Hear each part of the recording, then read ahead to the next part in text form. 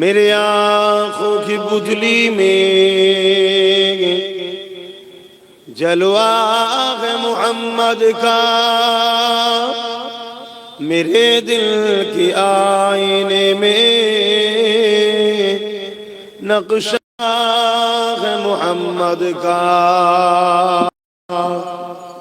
کوئی جنات میں جائے گا،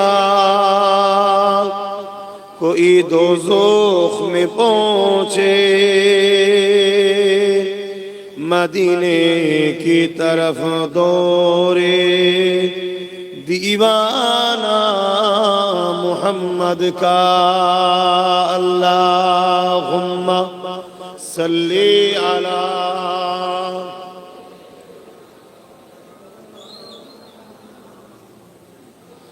وعلی آلہ۔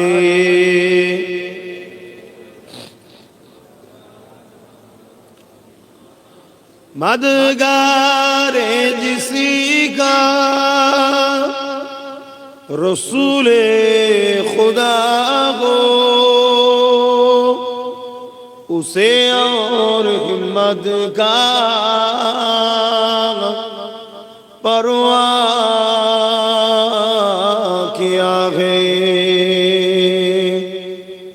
مدد کو چلے آئیں گے کملی والا، ڈوبتے ڈوبتے ہی سنبھل جائے گا۔ اللہم صلی علی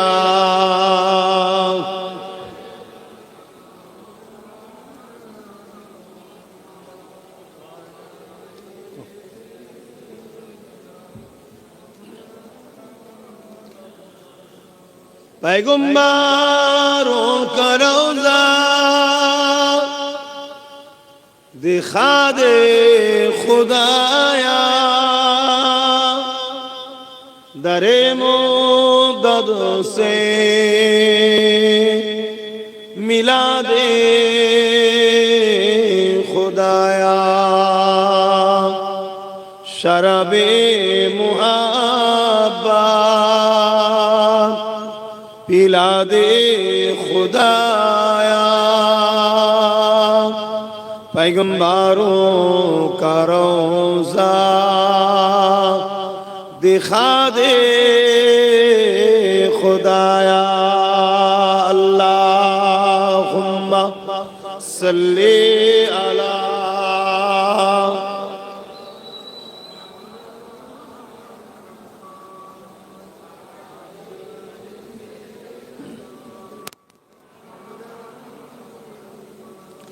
کلمہ لا الہ الا اللہ، لا الہ جرجر لا الہ الا اللہ، لا الہ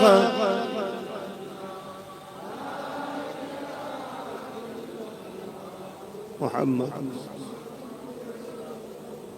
حسبی ربی جل اللہ، ما فی قلبی خیر اللہ، حسبی ربی جل اللہ، ما فی قلبی خیر اللہ، نور محمد صلی اللہ، حق لا الہ الا اللہ، لا الہ لا الہ الا اللہ، محمد رسول اللہ، لا الہ الا اللہ، لا الہ لا الہ الا اللہ، محمد رسول اللہ۔ اللہم صلی علی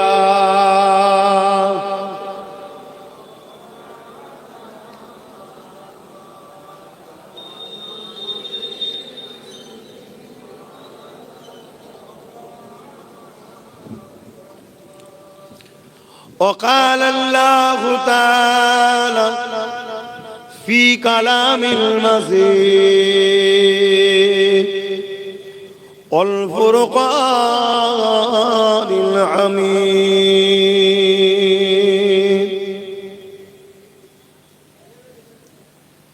قل إن كنتم تحبون الله فاتبعوني يحببكم الله ويغفر لكم ذنوبكم والله غفور رحيم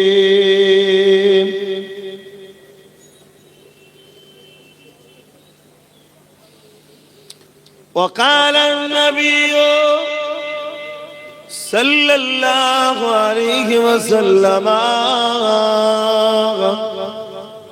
من أحب لله وأبغض لله وعاتى لله ومنع لله فقد استكمل الإيمان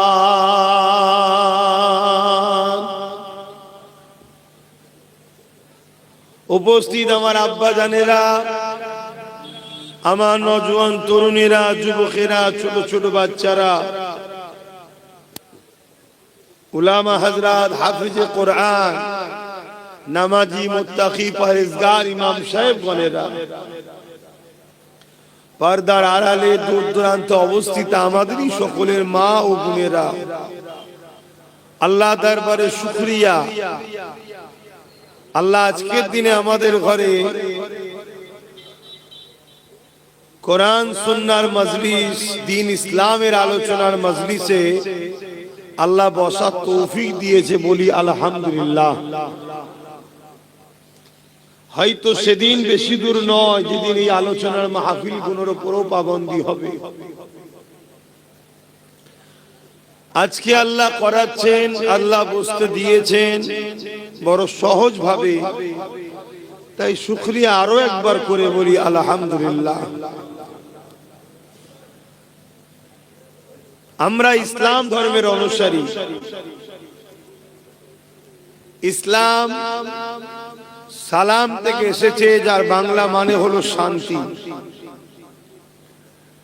ইসলাম ইনসাফের নাম, ইসলাম ইনসানিয়াতের নাম, ইসলাম মানবতার নাম, ইসলাম প্রেমের নাম, ইসলাম ঐক্যের নাম, ইসলাম ভ্রাতৃত্বের নাম, ইসলাম ভালোবাসার নাম, ইসলাম ক্ষুধার্ত মানুষকে খানা খাওয়াবার নাম, ইসলাম বস্ত্রহীনকে বস্ত্র দিবার নাম, ইসলাম তাওহীদবাদ, এক আল্লাহ বিশ্বাসী নাম, ইসলাম রিসালাতকে মাননেওয়ালা। ইসলাম এটা যেমন আছে, অপর দিকে জুলুমকে খতম করার নাম ইসলাম, খুনিদেরকে খতম করার নাম ইসলাম, চরিত্রহীনদেরকে খতম করার নাম ইসলাম, মানবতার বিরুদ্ধে যারা, তাদের বিরুদ্ধে যুদ্ধ করার নাম ইসলাম, নারীদেরকে যারা শোষণ করে তাদেরকে হত্যা করে তাদেরকে মিটিয়ে দিবার নামও ইসলাম। কারণ নারীর উপরে যে জুলুম করে, শোষণ করে, রেপ করে, তাদেরকে মৃত্যুদণ্ড দিবার নামও ইসলাম। জোরে বলুন সুবহানাল্লাহ। ইসলাম যেমন নাই কাজের কথা বলেছে, অন্যায়কে মিটাবার কথাও বলেছে। কিন্তু যুগে যুগে ইসলাম মাননেওয়ালা যেমন রয়েছে, ইসলামকে না মানলেও শ্রদ্ধা করারও লোক আছে। আবার একদল সন্ত্রাস, আতঙ্কবাদ, সমাজ বিরোধী, নারীকে শোষণকারী, মানবরূপী পশুও রয়েছে যুগে যুগে, যারা ইসলামের বিরুদ্ধে কথা বলে এবং যে কথাটা যুক্তিসঙ্গত নয়, মিথ্যাচার। যদি সত্য কথা বলতো তাহলে ভিন্ন বিষয় ছিল। যুগে যুগেই আমরা দেখেছি, কখনো হিটলার, কখনো চিঙ্গিস খান, কখনো হালাকু খান,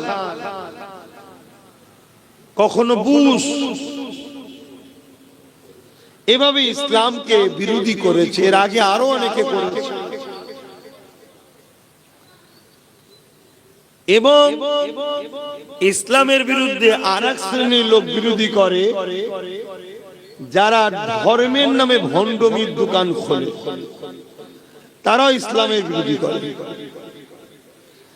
যারা ধর্মের নামে নারী দেহ শোষণ করে, তারাও ইসলামের বিরোধী করে। আরেক দল লোক ইসলামের বিরোধী করে যারা হলো ইসলাম সম্বন্ধে জ্ঞান নেই, কিন্তু কেউ পিছন থেকে তাকে ভুল বুঝিয়ে হাওয়া দিয়েছে, সে ইসলামের বিরুদ্ধে বলা শুরু করেছে। এক কথায় ইসলামের পক্ষে যেমন আছে, ইসলামকে মিটাবার শক্তি কিন্তু যুগে যুগে অনেক বড় বড় ছিল, কিন্তু যেদিন আমাদের সংখ্যা কম ছিল সেদিন কিন্তু আমরা প্রত্যেকবারই বিজয় হয়েছি। জোরে বলুন সুবহানাল্লাহ। আজ আমাদের সংখ্যা বেশি, কিন্তু আজ আমরা কিছুই করতে পারছি না।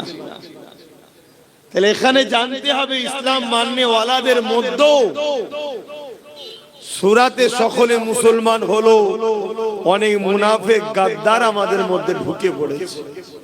তাই আমরা এত সংখ্যা হওয়ার পরও বিজয় লাভ করতে পারছি না। আর যেদিন আমাদের সংখ্যা কম ছিল সেদিন কিন্তু আমরা বারবার বিজয় লাভ করেছি। আমরা দেখেছি আমেরিকা কোরআনকে ব্যান করতে গিয়েছিল, ইসলামকে মিটাতে গিয়েছিল। সেই আমেরিকাতে জর্জ ডব্লিউ বুশের কন্যায় ঈমানের কালেমা পড়ে মুসলমান হয়ে গেছে। জোরে বলুন সুবহানাল্লাহ। আমরা দেখেছি ফ্রান্সে কোরআনকে অবমাননা করছে, অথচ সেই ফ্রান্সের মানুষ দলে দলে ইসলাম কবুল করছে। আমরা দেখেছি ইংল্যান্ডে মসজিদের ভেতরে নামাজ পড়ছে, একদল সন্ত্রাস ঢুকে AK-47 দিয়ে 50-এর উপরে নামাজিকে গুলি করে হত্যা করেছে। আজকের দিনের খবর, সেই ইংল্যান্ড আজ ইসলাম প্রেমিক হয়ে যাচ্ছে। তাদের ঘরে ছেলে মেয়েরা মসজিদ কে লিয়ে আসছে, তারা জানতে চাইছে সত্যি কি মুসলমান আতঙ্কবাদ, সত্যি কি মুসলমান জঙ্গিবাদ। তারা এসে দেখছে যে না, মুসলমান তো সেই জাত যে জাত নিঃস্বার্থে গরিবের জন্য জান দিয়ে দিয়ে আসছে। জোরে বলুন সুবহানাল্লাহ। মুসলমান তো সেই জাত, ইসলাম তো সেই ধর্ম যে ধর্ম যুগে যুগে মায়ের ইজ্জতকে বাঁচাবার জন্য ধর্ষণকারীদেরকে কতল করছে, মৃত্যুদণ্ড দিচ্ছে। আজ দলে দলে দলে দলে দলে দলে মানুষ ইসলামের ছায়া তলে আসছে। কেন? যে নারীর ইজ্জত বোঝে না, যে মায়ের জাতের সম্মান বোঝে না, সে সূরাতে সকলে মানুষ দেখছো, সে কিন্তু একটা হিংস্র নেকড়ে পশুর থেকেও খারাপ, তার বেঁচে থাকার অধিকার নাই। এর নাম ইসলাম। জোরে বলুন সুবহানাল্লাহ।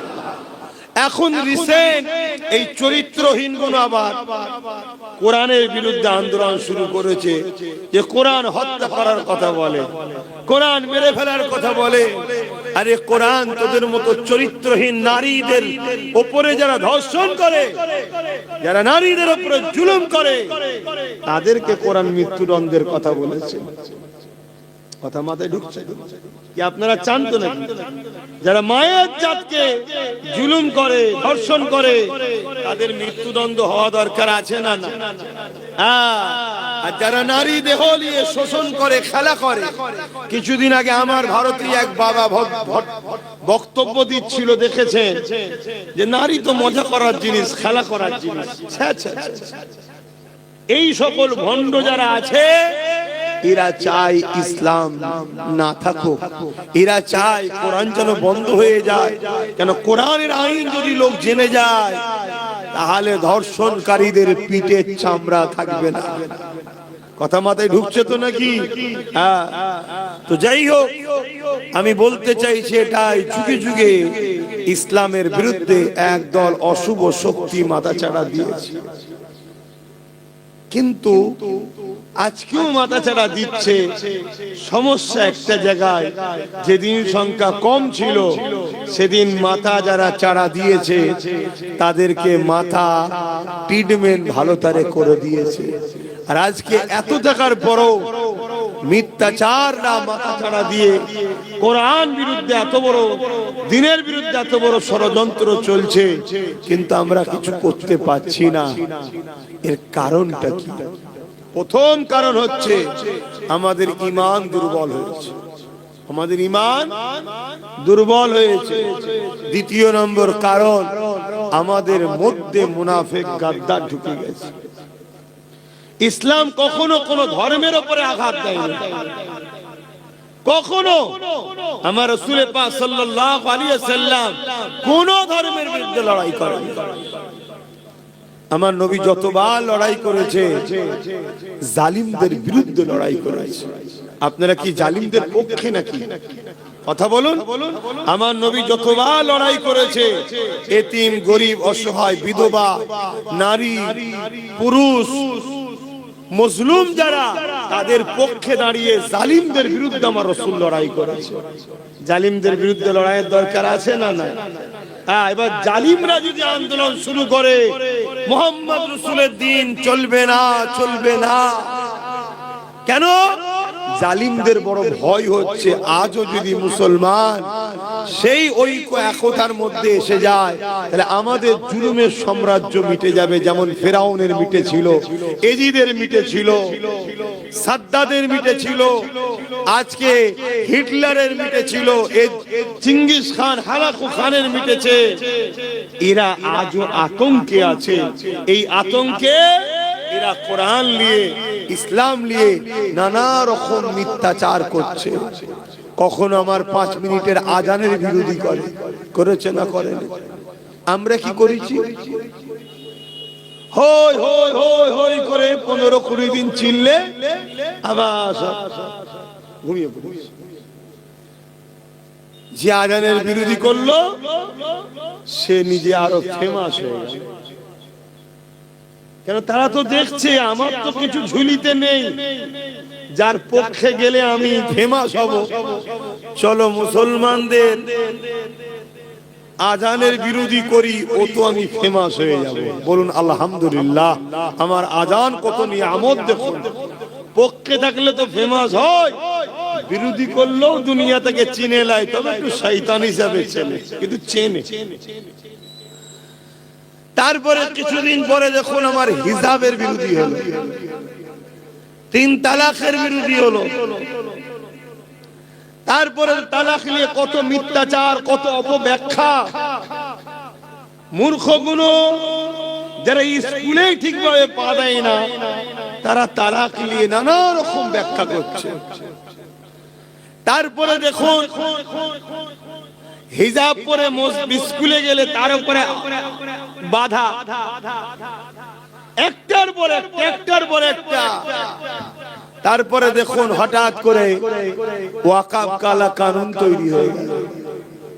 তারপরে দেখুন সরকারি পদে বসে আর রাজ্য সরকার বলছে কোরআন শেষ হয়ে যাবে, আর উন্নতি শেষ হবে না, কোরআনের বিরুদ্ধে বলল। তারপরে দেখুন বোল্ডুজার দিয়ে মাদ্রাসা ভাঙছে, মসজিদ ভাঙছে, ঈদগাহ ভাঙছে। তারপরে দেখুন বলছে রাস্তার পথচারী কুকুরের বাচ্চাকে মিড ডে মিল দেবো, তো মাদ্রাসার বাচ্চাদের মিড ডে মিল দেবো না। আমরা কি করছি? আমরা যখনই একটা কিছু হয় অমনি রাস্তায় নেমে পড়ি, মানছি না, মানবো না, ক্ষমা চাইতে হবে, ফাঁসি দিতেই হবে। বলুন কটা সাকসেসফুল হয়েছে আন্দোলন? একটা কোনো বিচার হয়েছে?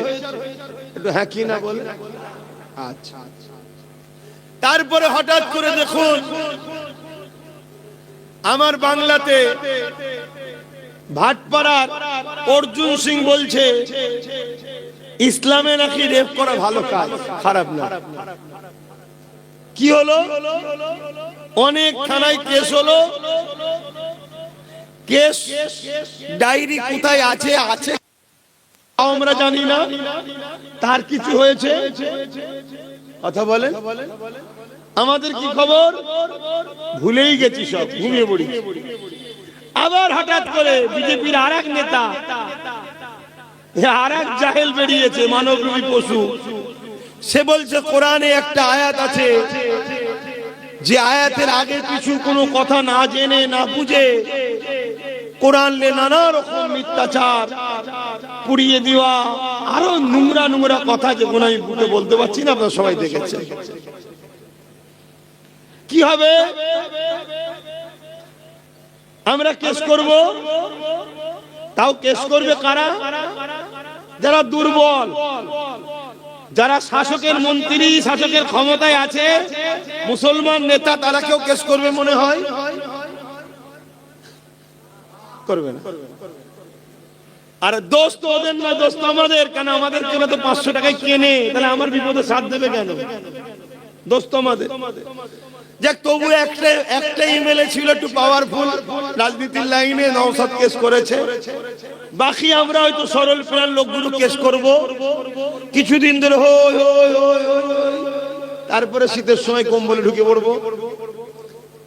আবার একজন কোন মানবরূপী পশু বেরোবে, কিছুদিন পরে আবার একটা কিছু বলবে, আবার হই হই হই। কি হচ্ছে আমাদের? এর কারণ কি? এর কারণ একটাই, আমাদের হাত খালি, ওদের হাতে সব। ওরা দেখে নিয়েছে আমার বাপও বসে আছে দেশের মাথায়, আমার বোন আছে রাজ্যের মাথায়, আমার কিছু করতে পারবে না। শুনছেন তো নাকি? আর আমরা যত যাই করি, যতই থানায় কেস দিই, হাত দিই, যাই করি, কিচ্ছু হচ্ছে না। আল্লাহ আমাদেরকে ছাড় দিয়েছে, ছেড়ে দেয়, আমাদেরকে কিন্তু কৈফিয়ত দিতে হবে। এই শয়তানের অনুসারী গুলো এত মাথাচাড়া দিচ্ছে আমাদের জন্য, আমাদের জন্য। একদম আমরা নিজেরা ইসলাম অনুযায়ী ঠিকভাবে চলি না, নামে অনুসারী সেজে এত বড় গাদ্দার আমাদের কওমের মধ্যে ঢুকে গেছে। সামান্য পয়সা ইসলাম বিদ্বেষীদেরকে শক্তিশালী করছি, যারা ইসলামের পক্ষে যদি নাও বলে, কমসে কম দুশ্মনী না করে, এমন লোকের পাশে কিন্তু আমরা দাঁড়াচ্ছি না। আল্লাহর কাছে কিন্তু জবাব দিতে হবে। অনেকে বলছে এই বিষয়ে কিছু বলবেন, কি হবে? কি শুনবেন? কি শুনবেন? কিচ্ছু লাভ নেই। আপনার কানটা শুনবে আর আমার, ওদের কিচ্ছু হবে না। তবে হ্যাঁ, আল্লাহর পক্ষ থেকে মার কিন্তু আসবে। সেটা ওদেরকে একা মারবে তা নয়, আমাদেরকেও মারবে। কেন? আল্লাহ বলেছে অন্যায় করা যেমন পাপ, অন্যায়কে যারা রোখে না তা সেটাও পাপ। অতএব কোরআনের বিরুদ্ধে বলে যেমন জাহান্নামের কুকুর হচ্ছে, জাহান্নামে যাবে, শয়তান শয়তান হয়ে যাবে, ও যেমন একটা পাপী অন্যায় করছে, আমরা এই অন্যায়কে নীরবে সবর করছি, এর জন্য আল্লাহ আমাদেরকেও শাস্তি দেবে। আপনি কি বলেন আমাদের কি করার আছে? করার নেই মানে? আল্লাহ তোমাদেরকে এত বড় ক্ষমতা দিয়েছে, তোমরা চাইলে সরকার বাঁচে, তোমরা চাইলে সরকার পড়ে। তোমার কোরআনের বিপদে যখন বিরুদ্ধে কথা বলেছে, তোমাদের সাহায্যের সরকারের ভূমিকা কি? তোমাদের সরকারের ভূমিকা কি? কিন্তু না, সেই দিনের শেষে 500টা টাকা পাবে, আবার সব ভুলে যাবে। অতএব এই বিষয়ে বেশি কিছু বলে লাভ নাই। এতটুকু বলি, কোরআন এমন একটা কিতাব, জালিকাল কিতাব লা রাইবা ফি। কোরআন 1000 বছর ধরে চ্যালেঞ্জ দিচ্ছে, এই কোরআন হলো সেই কিতাব যার মধ্যে ভুল তো দূরের কথা, কোনো সন্দেহ নাই। সেই কোরআন এমন একটা কিতাব, এই কথাটা পৃথিবীর দ্বিতীয় কোনো কিতাব, কোনো বই লিখতে পারেনি। পৃথিবীতে আর কোন পুস্তকের উপরে এই কথা লেখা নেই, জালিকাল কিতাব লা রাইবা ফি, এর মধ্যে ভুল তো দূরের কথা, কোনো সন্দেহ নেই। প্রত্যেকে লেখে কি, যদি কোনো ভুল নজরে পড়ে ধরিয়ে দেবেন, পরের সংকলনে সংস্কার করে দেওয়া হবে, ঠিক করে দেওয়া হবে। একমাত্র কোরআন শরীফ একমাত্র কিতাব যেটা শুধু বই নয়, কালামুল্লাহ, মহান স্রষ্টা আল্লাহর কথা, সেই আল্লাহর বাণী কিতাবুল্লাহ। প্রথমে বলছে পড়বি মানবি, পরে আগে এই ঈমানটা লিয়ায়। এর মধ্যে ভুল তো দূরের কথা, কোনো সন্দেহ নাই। ১৫০০ বছর ধরে কোরআন শরীফ মক্কার মুশরিক জালিমরা যখন বলেছিল এই কোরআন তো মানুষের রচনা, মানুষ লিখেছে, ওই সময় আল্লাহ পাক বলেছিলেন তোমাদের যদি সন্দেহ হয় কোরআনের উপরে, তাহলে পুরো কোরআনের নাই একটা কোরআন লিখে তোমরা তো দেখাতে পারবে না। আল্লাহ বললেন কোরআনের নাই একটা ছোট্ট সূরা তোমরা তৈরি করে দেখাও। আজকে কোন যদি মানবরূপী পশু বলে এই কোরআন মানুষ লিখেছে, মানুষের বাণী, মানুষের কথা, তাহলে তাকেও তো এই চ্যালেঞ্জটা অ্যাকসেপ্ট করা দরকার। এই কোরআনের নাই পুরো কোরআন তো দূরের কথা, কোরআনের নাই একটা ছোট্ট সূরা লিখে দেখাও, কোরআনের নাই একটা ছোট্ট সূরা বানিয়ে দেখাও। এই যুবকেরা ১৫০০ বছর ধরে পুরো দুনিয়া জুড়ে কোরআনের মোকাবেলা করার জন্য আমেরিকা থেকে শুরু করে ইংল্যান্ড, ব্রিটেন থেকে শুরু করে কোটি কোটি ডলার টাকা খরচ করে এই কোরআনের ভুল বার করার জন্য চেষ্টা করছে। কেউ ২৭ বছর, কেউ ৩০ বছর, কেউ ৩৫ বছর এই কোরআনের রিসার্চ করতে করতে করতে ওই রিসার্চকারীরা বলতে লেগেছে একটা ভুল পেয়েছি, ওটা কোরআনের মধ্যে নয়, ওটা আমার মধ্যে ভুল পেয়েছি। এই ভুল হলো এটা, কোরআনকে না মেনে দূরে আছে। কোরআন কোন মানুষের কথা নয়, কোরআন হলো মহান স্রষ্টার বাণী। তাই তারাও দলে দলে ঈমানের কলেমা পড়ে কোরআনকে গাইড বুক হিসাবে মেনে নিচ্ছে।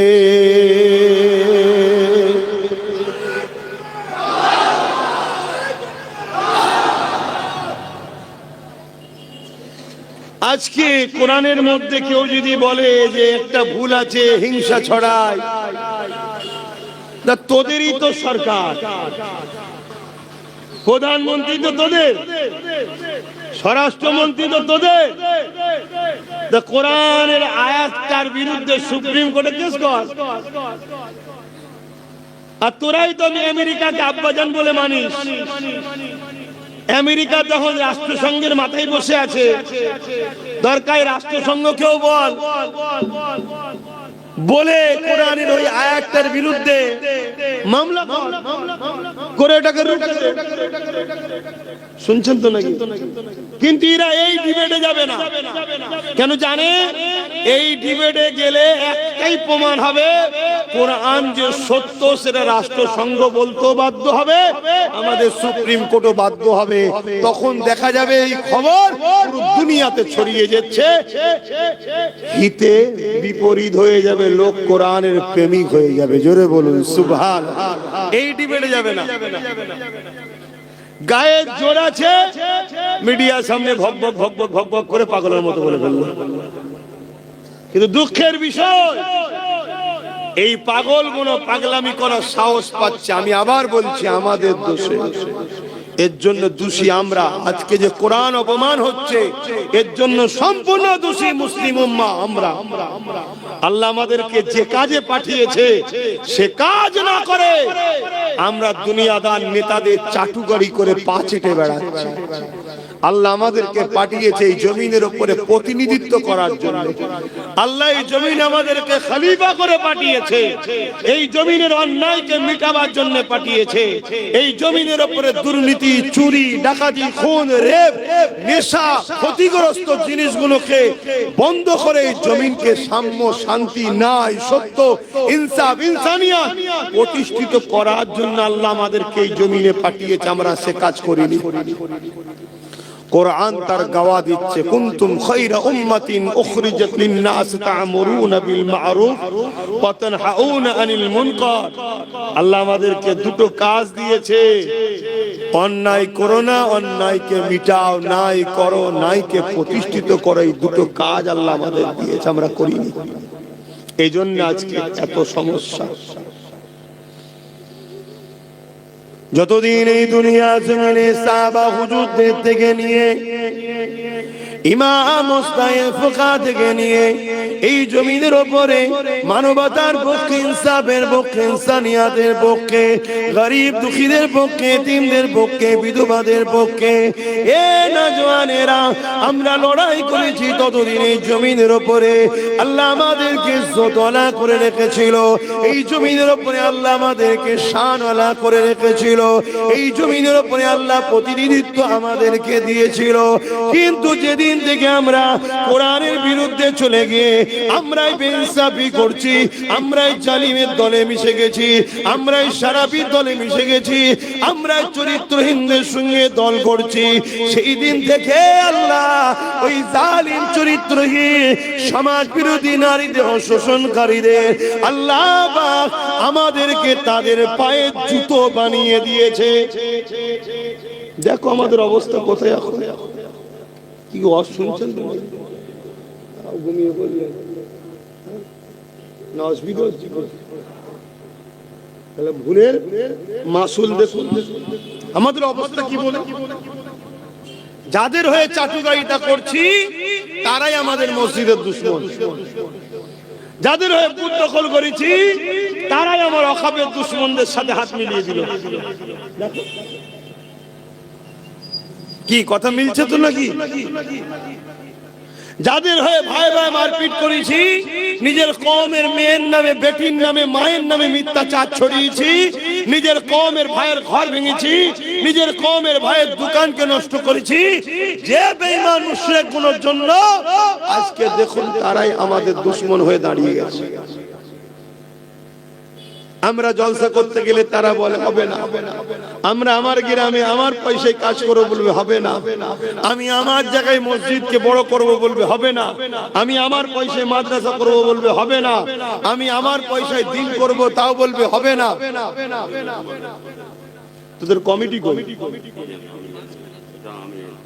কমিটির ছেলে কই? কমিটি কই? এই লোকটা উঠলো কি করে? এবার বয়স্ক মানুষ, আমি কিছু বলবো এখানে এতগুলো ক্যামেরা হচ্ছে, ওগুলো দেখে তো হুজুরের ছেলে অপমান করছে। আরে আল্লাহ ও রসুলের কথার বীজখানে কারো কথা চলে না? কথা মাথায় ঢুকছে না? ঢুকে না? ও সাদা মাটা লোক নাই, বেচারি বোঝে না। তোমাদের তো কমিটির মানুষের তো খেয়াল রাখা দরকার। ও ঘন ঘন আসা হয়ে গেছে না? ঠিক আছে, সামনে বছর যেও, সামনে বছরে তোমাদের তো খেয়াল রাখা দরকার। এই এতগুলো সব ক্যামেরা রেডি বসে, এইটা তো কেউ কেটে ছাড়বে। এই দেখো তোমাদের পীরেরা ওলাদের মনে কত অহংকার, কত মিজাজ। দেখো এটা অহংকার মিজাজের ব্যাপার নয়। আল্লাহ ও রসুলের কথার বীজখানে অন্য কেউ এলে, বাপ মা এলেও তার কথা চলে না। কথা বুঝে আসছে না? তো সেই জ্ঞান বিবেক বুদ্ধি তোমাদের নেই। এইটা তো কমিটিকে খেয়াল রাখতে। কি কথা বলছিলাম ভুলে গেল? বলেন কি কথা বলছিলাম?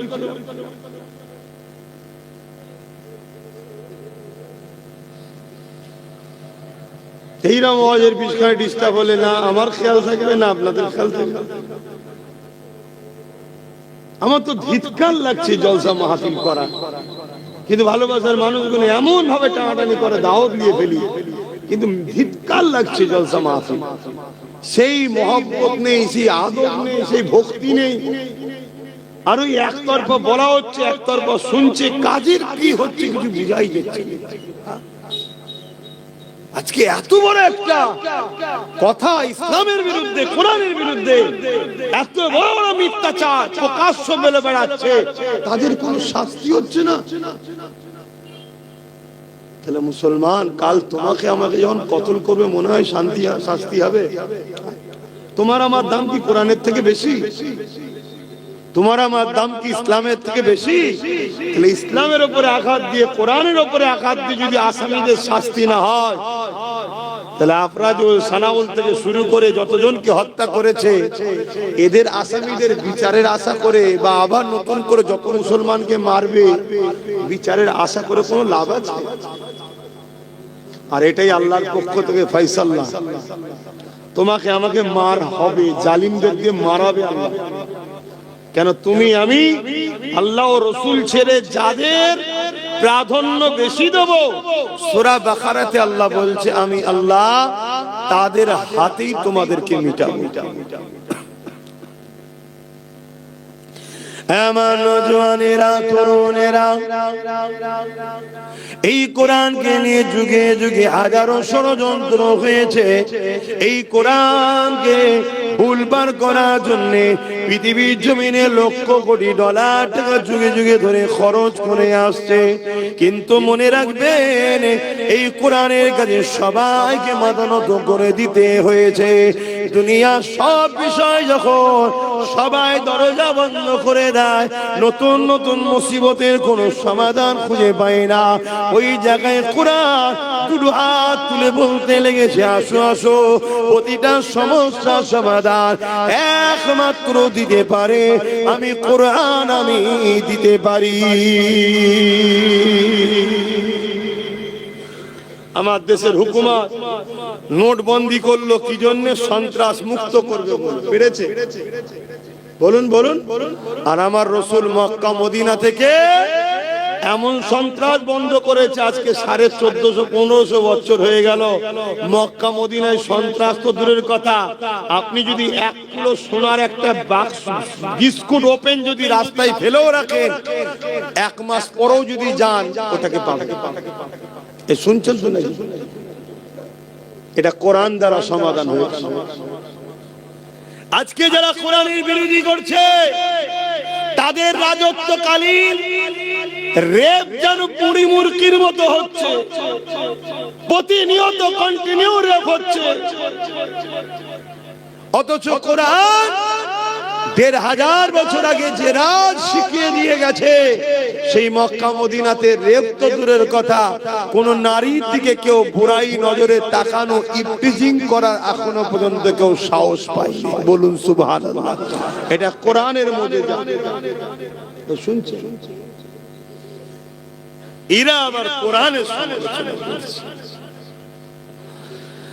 বাপেরা, নওজওয়ান, তরুণেরা, এ নবী পাকের প্রেমিকেরা, কোরআন শরীফকে যারা মুহাব্বত করে, ভালোবাসে, প্যার করে, কোরআনের পক্ষে যারা দাঁড়াবে, কিয়ামতের দিনে আল্লাহ পাক কোরআনকে সুন্দর করে সাজিয়ে দেবে, যেটা লৌহে মাহফুজে রয়েছে। ওই কোরআন কিয়ামতের দিনে আল্লাহ পাকে আরশে আজিমের নিচে এমন করে হাঁটাহাঁটি করতে থাকবে, আল্লাহ পাক তাকে কুদরতি ক্ষমতা দেবে। ওই সময় সে কোরআন কাল্লা বলবে, আমার কালামুল্লাহ, আপনি কি আমার কাছে আজকে কিছু চান? ওই সময় কোরআন বলতে লাগবে, ও রব্বি আল্লাহ পাক, দুনিয়ায় যারা আমাকে সিনার মধ্যে রেখেছিল, মুহাব্বত করেছিল, পড়েছিল, চুমা দিয়েছিল, আদর করেছিল, আজকের কঠিন দিনেতে আমি আল্লাহ আপনার কাছে তাদের জন্য শাফাতের আশা করি। আল্লাহ নবী জানিয়ে দিলে ওই কিয়ামতের দিনে কোরআনের প্রেমিকদের করে আল্লাহ কোরআনের ওসিলায় নাজাত দিয়ে দেবে। আরো জোরে বলুন সুবহান।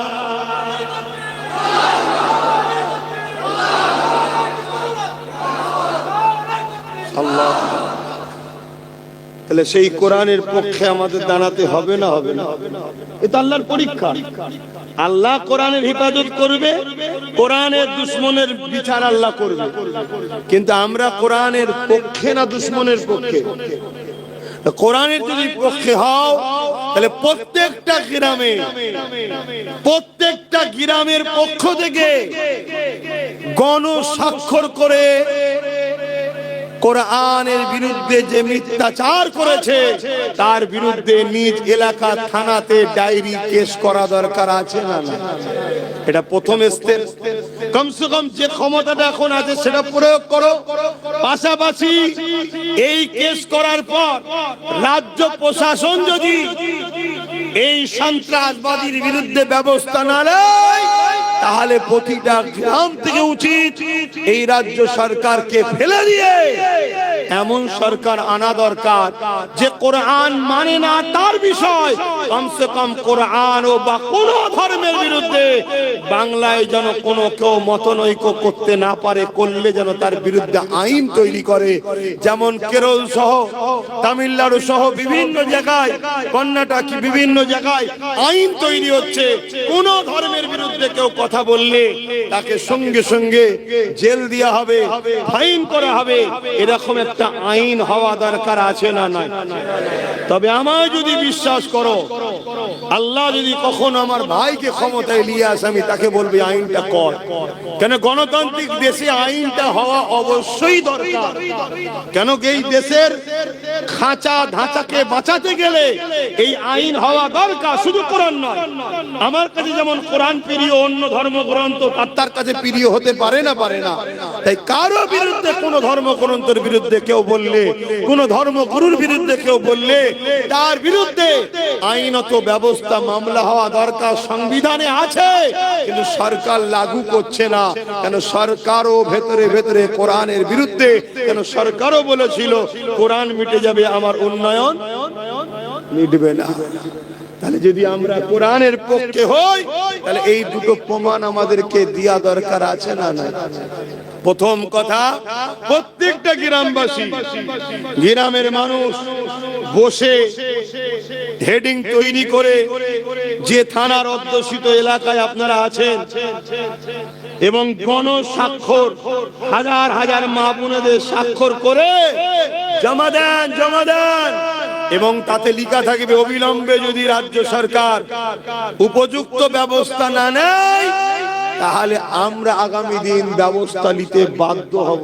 কথা বুঝে আসছে? এভাবে যদি বাংলার প্রত্যেকটা গ্রাম থেকে জমা পড়ে, এখানে দুটো দেখার বিষয় আছে। একটা হলো আমরা এত সংখ্যা হওয়ার পরও আইন আমাদের হাতে না থাকার দরুন সংখ্যাতে কোনো পাওয়ার আছে না নেই, এটাও বোঝা যাবে। দ্বিতীয় নম্বর কথা, তোমার চাপে পড়ে হলো, ইচ্ছা না থাকলেও তোমার চাপেতে কোরআনের দুশমনকে তুমি যদি জেল ঢুকাতে পারো, হতে পারে আল্লাহ তোমাকে গণতান্ত্রিক দেশে এটাই আর নাজাতের ওসিলা করতে পারে। জোরে বলুন সুবহানাল্লাহ। কেন এটা সর্বধর্মের দেশ। এখানে আমরা সংবিধান বিরোধী কোনো কাজ করতে তো পারি না, ঠিক না বেটা? কেন এটা আমার ইসলাম ইজাজত তো দেয় না যে দেশকে ভালোবাসবো, সেই দেশের আইনকে মান্যতা দিতে হবে। এটাকে মাথায় রাখা দরকার আছে। কিন্তু এটা না করে অনেক ছেলে আবার আছে, এটাকে নিয়ে দোষ করেছে একজন, আর এমন কোন কাজ করবে, সাজা ভোগ করবে নিরীহ লোক, ওটাও কিন্তু কোরআনের পক্ষে দাঁড়িয়ে কোরআনের বিরোধী করা হয়ে গেল।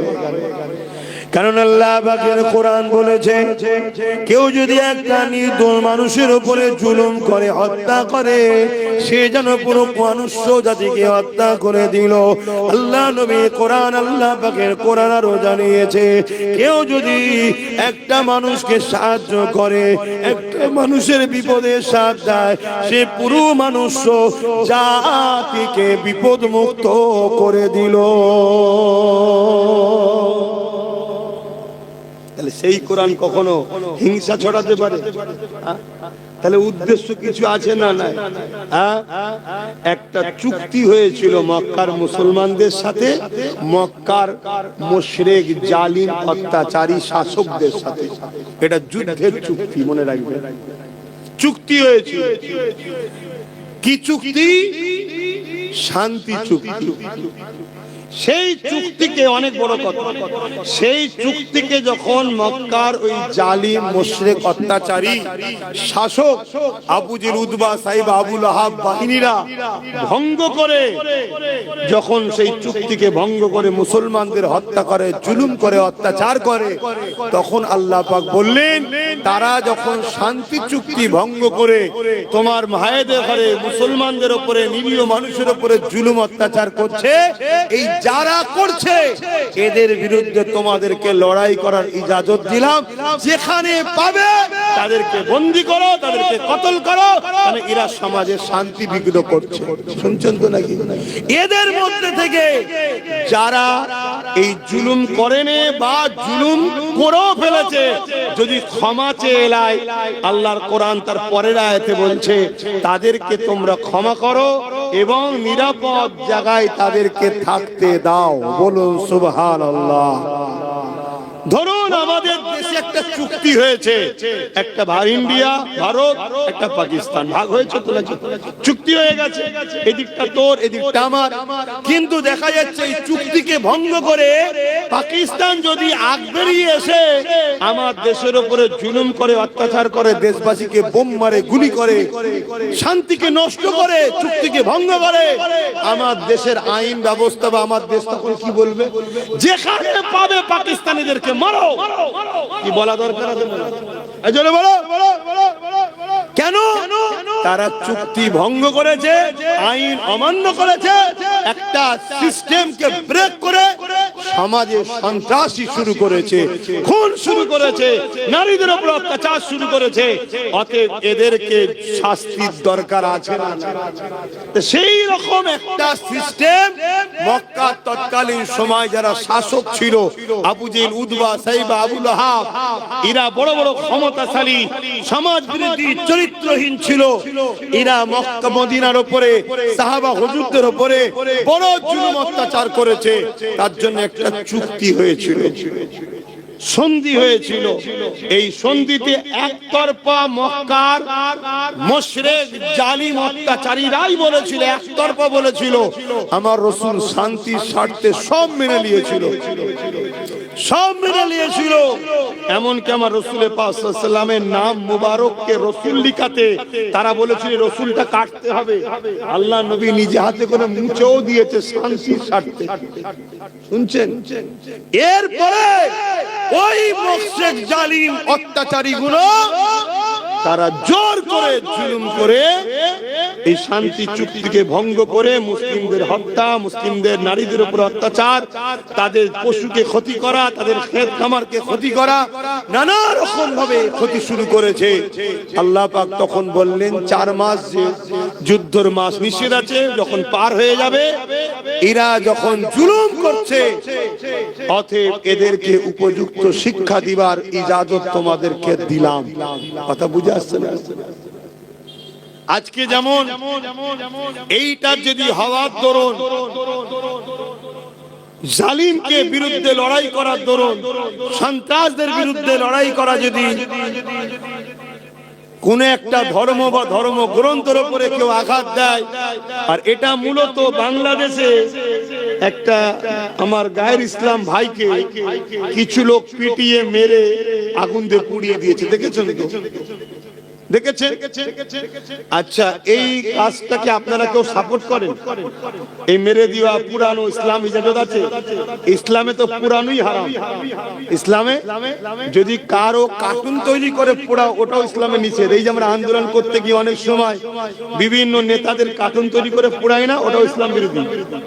কিন্তু আবেগে করে ফেলে অনেকে, ওটাও কিন্তু ইসলাম বিরুদ্ধে। কেন ইসলাম পুরানোর পক্ষে নয়? কেন এই চেহারাটাকে আল্লাহ বড় সুন্দর করে বানিয়েছে, ইসলাম ইজাজত দেয়নি। কিন্তু আমার প্রশ্ন হচ্ছে, বাংলাদেশে আমার এক ভাইকে হত্যা করা হয়েছে, পুরানো হয়েছে, এটা নিন্দনীয়, এটা অন্যায় কাজ। যারা করেছে সমাজ বিরোধী, তারা জঙ্গি সন্ত্রাস যাই বলবে তাদের সর্বোচ্চ শাস্তি আমি মনে করি মৃত্যুদণ্ড দেওয়া দরকার। কিন্তু বাংলাদেশের আইন কি করবে তার দেশের আভ্যন্তরীণ ব্যাপার তারা জানে। কথা বুঝে আসছে না? কিন্তু এইটা হওয়ার দরুন যদি কোরআন দোষী হয়ে যায়, কেন ওখানে নাকি মুসলমানরা মেরেছে বা নরের তকবীর আল্লাহ আকবার দিয়েছে, এই কারণে ইসলাম ও কোরআন যদি দোষী হয়, তাহলে আমার ভারতবর্ষে আফরাজুলকে জ্যান্ত মানুষটাকে আগুন দিয়ে পুড়িয়েছিল যারা, তারা তো হিন্দু সমাজে, তারা জয় শ্রীরাম বলে। এরকম অহরহ আমার দেশে হচ্ছে না, হয়নি? জয় শ্রীরাম বলে বলে পিটিয়ে পিটিয়ে মারছে না, মারেনে, খুন করছে না, করেনে। তার জন্য কি তাহলে আমরা মুসলমান বলবো যে রাম জঙ্গি ছিল? এই বলবো? এই বলবে তোমরা? না, বলা যাবে না। কেন? একটাকে অন্যায় করার জন্য একটা কারণ নাম নিয়েছে বলেই তাকেই যে খারাপ বলতে হবে এমনটা নয়। কেন? কেউ দোষ করলে সে দোষী। স্কুলের একটা ছাত্র যদি ভুল করে তার জন্য কি প্রতিষ্ঠানকে বন্ধ করে দেন নাকি আপনারা? কথা বলুন। আমার দেশের অনেক হিন্দু ধর্মের ভাইয়েরা তারা আজকে পাকিস্তানের সঙ্গে গুপ্তচর হয়ে আছে, প্রায় ধরা পড়ছে না, বলেন? এই যে বোম মারলো বিভিন্ন জায়গায় হিন্দু ধর্মের লোক, এর জন্য কি তাহলে বলবো হিন্দুরা সব পাকিস্তানিদের সঙ্গে সেটিং আছে? এই বলবো হিন্দুরা ভারতের সঙ্গে গাদ্দারি করছে? না, এটা বলা ঠিক হবে না। যে ভুল করেছে সে দোষী।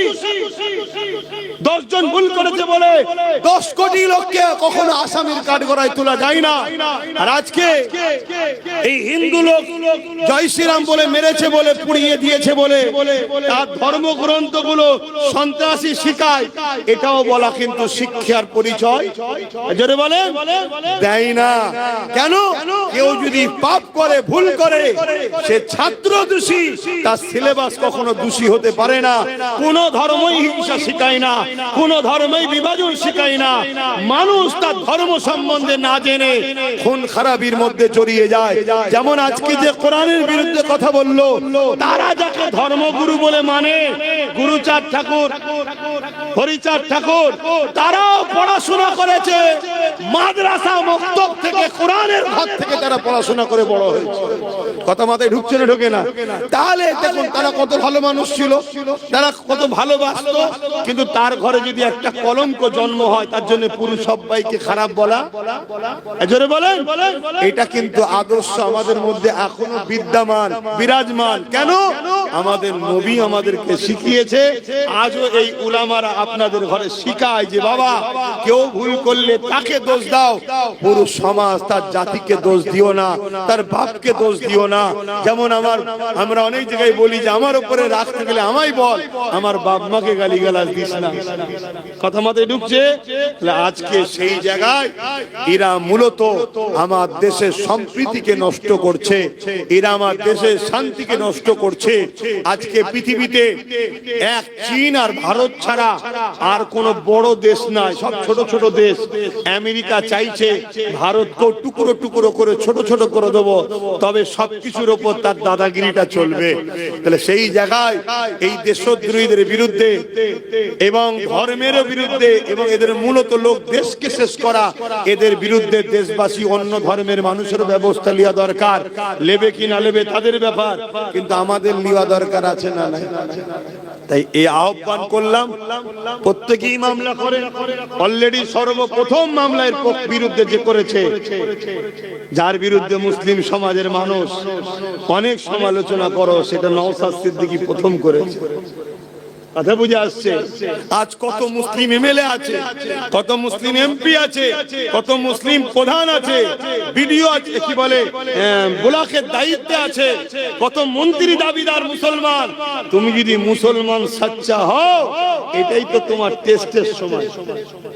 কিভাবে এটা তো সময় নাকি? কিন্তু এখানে তুমি কেস করবে না, তাহলে জানতে হবে তুমি সেজে আছো মুসলমান। আগামী দিন তোমার পাশে মুসলমানদের দাঁড়িয়ে কোনো লাভ হবে না। বাবেরা, নজওয়ানেরা, তরুণেরা দীর্ঘ 23 বছর ধরে ধারাবাহিকভাবে আমার রাসূলুল্লাহর উপরে এই পবিত্র আল কোরআন নাজিল হয়েছে, যেটা মনুষ্য জাতির জন্য হুদাল লিন্নাস, শুধু মুসলমানদের গাইড বুক নয়, এটা মনুষ্য জাতির জন্য মহান স্রষ্টা পাঠিয়েছে। এই কোরআন যতটা মুসলমানদের গাইড বুক, এই কোরআন হলো হিন্দুদেরও গাইড বুক। সাগমন করে খ্রিস্টান, নাসারা, জৈন, বৌদ্ধ সমস্ত মানুষের জন্য মহান স্রষ্টা কোরআনকে পাঠিয়েছে। এই কোরআন হলো হুদাল লিন্নাস। এই কোরআন মানুষকে অন্যায় এবং সত্যের পার্থক্য বোঝায়। এই কোরআন মানুষকে ইহদিনাস সিরাতুল মুস্তাকিম, সঠিক সরল রাস্তা দেখায়। এই কোরআন মানুষকে নাজাতের রাস্তা দেখায়। এই কোরআন মানুষকে বিপদ থেকে বাঁচায়। এই কোরআন মানুষকে ন্যায় সত্য রাস্তা দেখায়। এ যুবকেরা, তরুণেরা, বাপেরা, এ নবী পাকের প্রেমিকেরা, এই বলে দিয়ে যায়, এই কোরআনকে রিসার্চ যারাই করেছে তারাই কোরআনের প্রেমিক হয়ে গেছে। আজকে সেই কোরআন আমার বাংলায় অবমাননা হবে, আর বাংলা 4.5 কোটির উপরে মুসলমান, আমরা খামোশ ভাবে এটাকে মেনে নেব, আইনের আওতায় যাব না, এর বিরুদ্ধে লড়ব না, এমন করে চুপচাপ হয়ে রয়ে যাব। মনে রেখে দিও, আল্লাহর পক্ষ থেকে জালিমের উপরে তোমার আসবে, তোমার আমার উপরও কিন্তু শাস্তি আসবে। এই মনে রেখে দিও, যে সরকার বলেছিল বিজেপির হাত থেকে বাঁচার জন্য আমাকে সাপোর্ট করো, আজ যখন বিজেপির কোন নেতা ইসলামের উপরে আঘাত দেয়, কোরআনের উপরে মিথ্যাচার করে, তোমার আমার উচিত তো সেই সরকারকে চাপ দেওয়া, অবিলম্বে তুমি একে বন্দী করো। যদি না বন্দী করো, দ্বিতীয়বার আর তোমার কথাকে গুরুত্ব দেব না। ঠিক তো নাকি? এটাই তো সুযোগ। কিন্তু মনে হয় তোমাদের সাথ দেবে, হ্যাঁ? কিন্তু আমার একটা কথা মনে হয় কি জানেন, আমি বিগত দিন দেখেছি, খুব যখন চাপে পড়ে যায়, ধরতে যত না দেরি করে জামিন হতে থাকতে তাড়াতাড়ি হয়ে যায়, এরকম হালকা কেস দেওয়া ছেড়েও যায়। এই কথা বুঝে আসছে না? নাই কিন্তু আমাদের ডিউটি আছে না নাই চাপ দিবা? হ্যাঁ, দিতে হয়।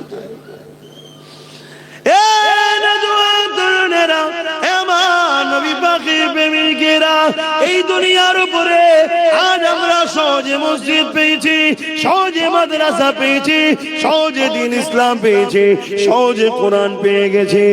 আজকে আমাদের কোরআনের উপরে, দ্বীন ইসলামের উপরে, এমন করে মসজিদ মাদ্রাসার উপরে আমাদের অত না দরদ নাই।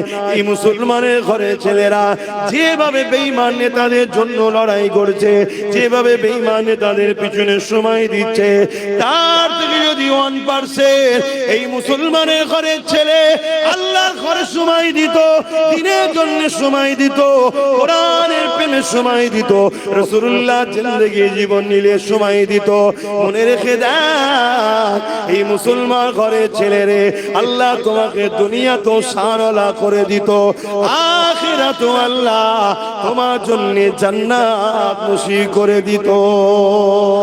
আর নবী ছেড়ে দিয়ে, আল্লাহ ছেড়ে দিয়ে, কোরআন ছেড়ে দিয়ে, দ্বীন ছেড়ে দিয়ে যাদের পিছনে ঘুরে বেড়াচ্ছ, তারা তোমাদেরকে চুষে চুষে চুষে তোমাদেরকে বঞ্চিত করতে করতে করতে এমন জায়গায় চলে গেছো, কেউ যদি মুসলমানকে আজকের দিনে কতল করে, কালকে তাকে জামিন করিয়ে ফুলের মালা পরানো হবে। দেখলেন না কিছুদিন আগে এই কলকাতায় প্যাটিস বিক্রি করা লোকটাকে যারা মেরেছিল, তাদেরকে জামিন করে নিয়ে যে শুভেন্দু মালা পরিয়েছে না পরায়নি, আবার ওই শুভেন্দু আন্দোলন করছে। বাংলাদেশের ভাইয়ের পক্ষে থেকে ভালো কথা, আমরাও আন্দোলন করেছি, আমরা বাংলাদেশ হাই কমিশনারকে লিখিত দিয়েছি শাস্তির জন্য, কেন মানুষ মানুষের পাশে দাঁড়াবে। কিন্তু তোর মতন তোকে মানায় এটা? এখানে আর একটা কথা মনে পড়েছে, একটু বলি নাকি? এগুলো জানিয়ে দেওয়া দরকার তো নাকি? আজকে এই বাংলায় বাংলাদেশি কেউ হত্যা হয়েছে, তার আন্দোলন হচ্ছে। আমি হওয়ার পক্ষে বিরুদ্ধে নয়, কিন্তু এই আন্দোলনের বিরুদ্ধে মমতা ব্যানার্জি কি বলছে যে বাংলাদেশে মেরেছে, ওটা বাংলাদেশে যে আন্দোলন করে এখানে নয় এই বলছে। কিন্তু এই বাংলাদেশে আমাদের ভোটে হওয়া সরকার বলছে ওয়াকাফের আন্দোলন এখানে নয়, দিল্লি গিয়ে করো, বলেছে না বলেন? কেন জানে, কেন জানে এদেরকে যা খুশি বলো, ভোটের সময় 500 দেবো আবার লেলো, এই জন্য আমাদের গুরুত্ব নাই। আর ওকে বললে খবর আছে, কেন? ওই তো টিকিয়ে রেখেছে একে, যত পাচ্ছে মুসলমানদের গাল দিচ্ছেন, আমরা মুসলমান ভয়ের কোলে বসে। কথা বুঝছেন তো? অসুবিধা হচ্ছে নাকি? কষ্ট হচ্ছে? বাপেরা বোঝেন, কেন না এই দিনের জন্য আমার রাসূলুল্লাহ অনেক কষ্ট করেছে।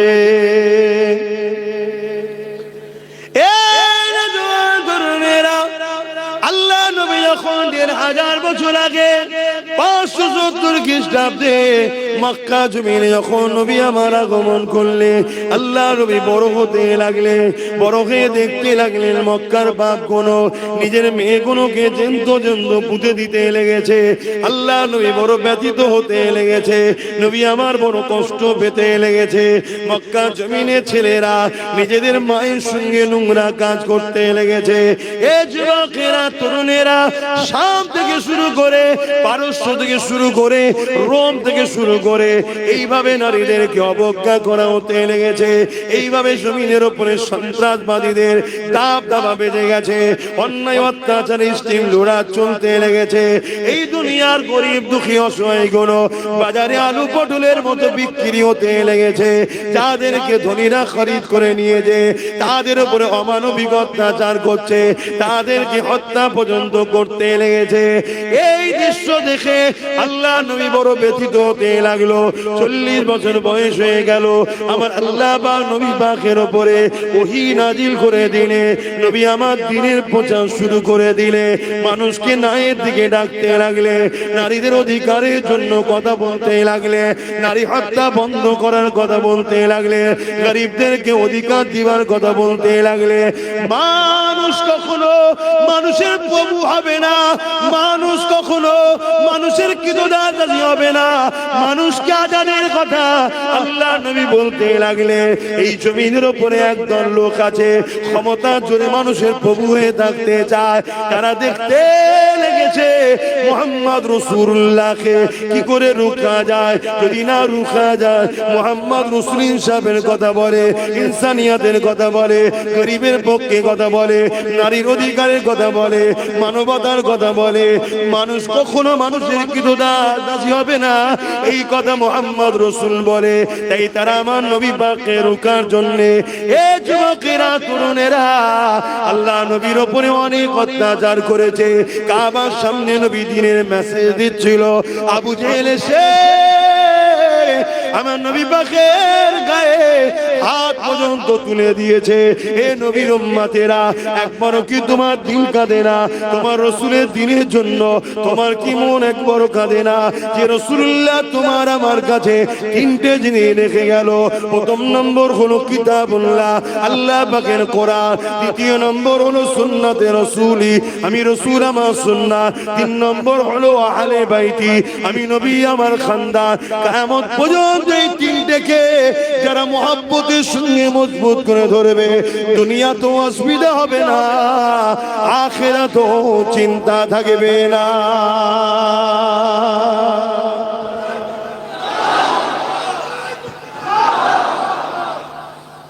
একবারও কি আমাদের মনে পড়ে না যে রাসূল ছাড়া আমরা জান্নাত যেতে পারবো না? সেই নবীর দ্বীনের জন্য কি করলাম? এর দলের জন্য, ওর দলের জন্য, তার দলের জন্য কি না করছি আমরা। আমার রাসূলের দ্বীনের জন্য কি করি?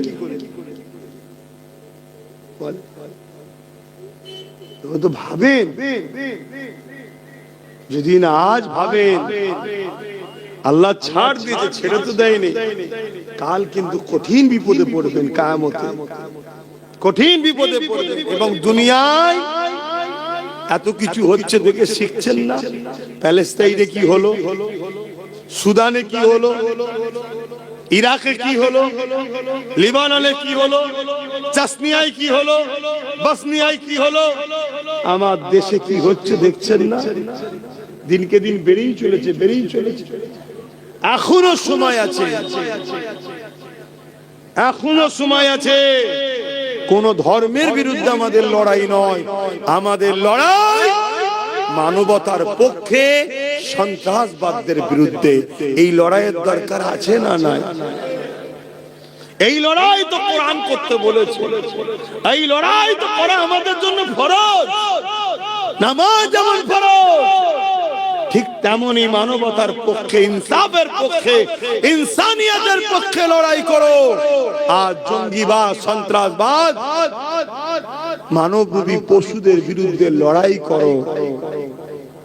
এটা আমাদের জন্য দায়িত্ব আল্লাহ দিয়েছে না দেয়নি? জানেন দিনটাকে আমরা দিনকে মসজিদের মধ্যে সীমাবদ্ধ করে দিয়েছি, মাদ্রাসার মধ্যে সীমাবদ্ধ করে দিয়েছি।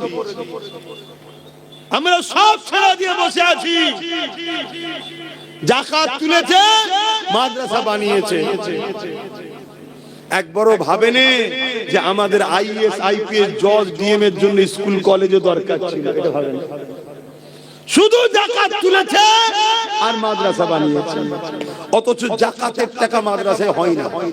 যাকাতের টাকায় মাদ্রাসা, জোরে বলুন, এতিমখানা হয়, যেখানে সম্পূর্ণ এতিম থাকবে, তাদের থাকার জন্য ঘর হয়, আর এতিমদের পড়াশোনার জন্য যাকাত দেওয়া যায়। কেন? মাদ্রাসা গরিব নয়। মাদ্রাসা, এই রসুল গরিব নাকি? রসুলের যাকাত চলে? যাকাত মসজিদে চলে, তাহলে মাদ্রাসাতেও চলে না। এগুলো তো জানি না। হ্যাঁ, ওই মাদ্রাসায় 10টা এতিম আছে, দিবার সময় বলে দিতে হবে এতিমদেরকে থাকা, খাওয়া, পড়াশোনার জন্য আমি খরচ দিলাম। কথা মাথায় ঢুকছে? যেখানে এতিমরা থাকে, এতিমদের থাকার ঘর করা যাবে। খুব বোঝে। তাহলে আমাদের উচিত ছিল না স্কুল কলেজ করা?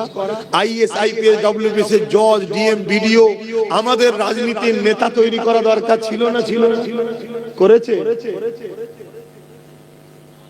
এখনো সময় আছে, ভাবে, এখনো সময় আছে।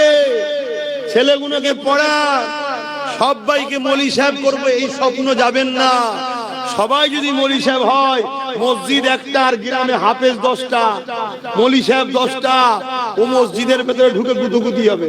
যদি ঠিকও পড়ায় তাও লোক মারবে, কেন? ওকে তাড়াতে পারলে আমার চান্স। হাফেজ হওয়ার পরেও যদি তুরস্কের প্রেসিডেন্ট দেশ চালাতে পারে, তাহলে আমার বাচ্চাকে হাফেজ করব, আমার শখ করুন। কিন্তু পাশাপাশি কেন আমার বাচ্চাকে ডাক্তার বানাতে পারবো না? অপারেশন করার সময় কোরআন পড়বে। শুনছেন তো নাকি? কেন আমার বাচ্চাকে আইপিএস, আইএস, জজ, ডিএম, ভিডিও বানাতে পারবো না? আমার বাচ্চা ডিউটি করবে, কোরআন পড়বে। কথা কিছু মাথায় ঢুকছে না? ঢোকে না? আমাকে বেকার মনে হচ্ছে? বড্ড বেশি বকছি না? এই বছরটা বকে নিয়ে কি করবে? ভালো লাগছে? খুব ভয়ানক সময় আসছে, বিশাল যুদ্ধ হবে আগামী দিন। তোমাদের তো খেয়ালই নাই। তৈরি হচ্ছে কি গো? আমি ভয় খাওয়া ছেলে না, ক্যামেরার সামনেই বলছি, বিশাল বড় যুদ্ধ হবে। তৈরি হচ্ছে তোমরা? তৈরি হও, তৈরি হও। আর এই তৈরি হওয়াতে যা হতে হয় সব হতে হবে।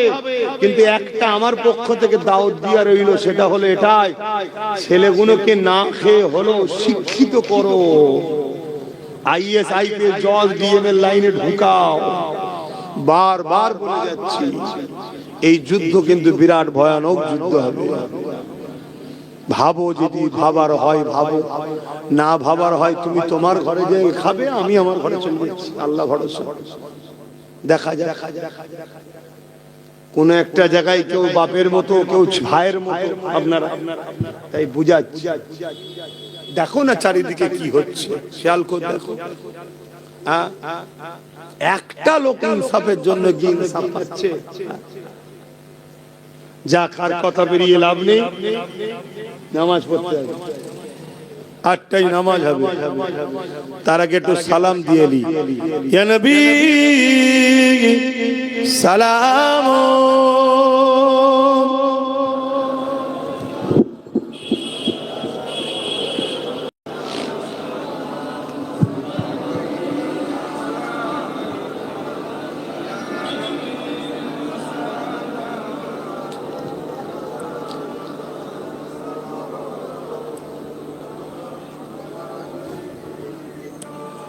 طلع البدر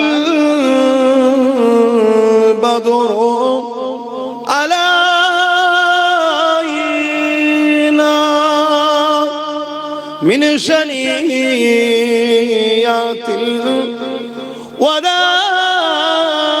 الوداع وجب الشكر علينا ما دغى لله أهداي يا نبي سلام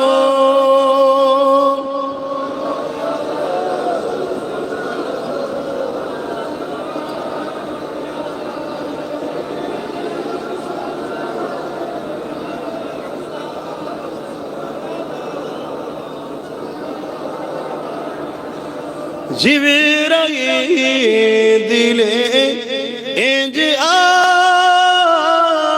আওয়াজ খুলে দাও আসমানের দুয়ার এসেছে নবী ঈদের সরদার করিতে আল্লাহ আরো দিদার নবী সালাম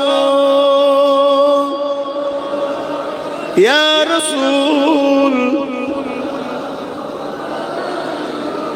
ইয়া হাবিব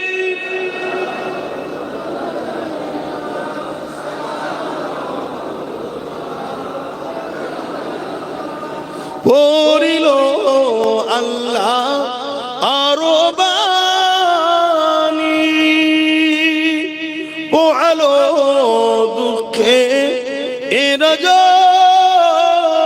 রজনী হইল জগৎ অনুরানী আমিনার নয়ন অনির্মণি ইয়া নবী সালাম ইয়া রাসূল ইয়া হাবিব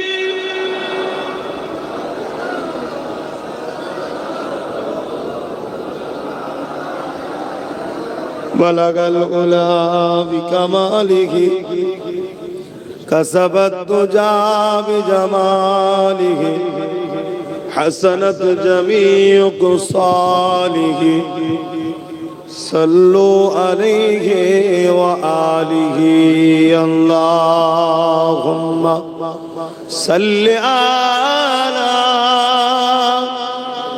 سيدنا مولانا محمد وعلى آله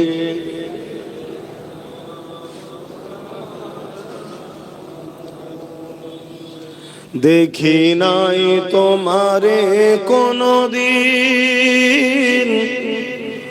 তবুও হৃদয়ে অমনি দেখি নাই তোমারে কোনদিন কোনদিন কোনদিন কোনদিন হে নবী নবীজি আমার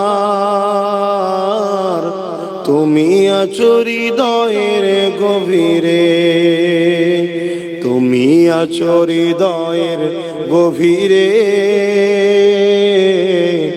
ভুলবো তোমায় বলো কি করে কোরআনের পথ যত খুঁজেছি,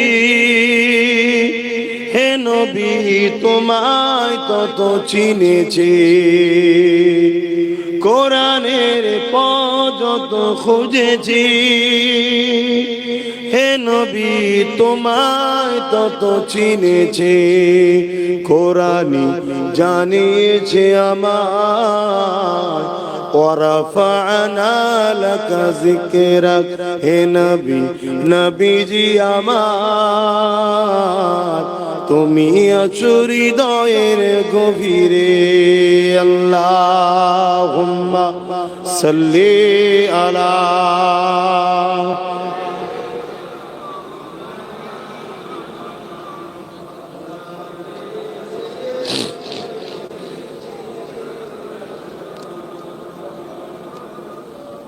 আমার বাপজানেরা, ইসলাম হিংসা শিখায় না, ইসলাম প্রেম শিখায়। তবে ইসলাম জালিমদের বিরুদ্ধে, গাদ্দারদের বিরুদ্ধে, চরিত্রহীনদের বিরুদ্ধে, নারী অত্যাচারীদের বিরুদ্ধে, সমাজ বিরোধী, সভ্যতা বিরোধী, এক কথায় ইনসানের যে ইনসানিয়াতটা যখন শেষ হয়ে যায়, তাদের বিরুদ্ধে কিন্তু ইসলাম যুদ্ধ লড়াই করতে হুকুম দিয়েছে। কেন একটা জায়গায় 500 লোক আছে, খুব শান্তিতে বসবাস করছে, একটা লোক যদি ওর মধ্যে ফিতনাবাজ, দাঙ্গাবাজ, সমাজ বিরোধী হয়, এই একটা লোকের জন্য পুরো 500 লোকের ক্ষতি হয়ে যাবে। কথা বুঝে আসছে? শরীরের একটা আগুলে এমন কঠিন পচা বিমার লেগেছে, যদি এই আগুনের ময়া করেন আপনার জান চলে যাবে। বুদ্ধিমান তো সে যে নিজে থেকেই ডাক্তারকে যে বলবে আমার আগুলটা কেটে। মানুষের মধ্যে এমন কিছু মানুষ পচা ব্যাধির মতো আছে, একটা মানুষের জন্য পুরো সমাজ আজকে সম্প্রীতি, ভ্রাতৃত্ব, মানব বন্ধন, ঐক্য নষ্ট হয়। ইসলাম বলছে এরকম মানুষগুলোকে তোমরা ট্রিটমেন্ট করতে পারো। কথা বুঝে আসছে? কিন্তু আবার ইসলাম বলছে যে দেশে বসবাস করো, তোমার মাতৃভূমিকে ভালোবাসো, মাতৃভূমির আইন ব্যবস্থাকে যথাযথ মর্যাদা দাও।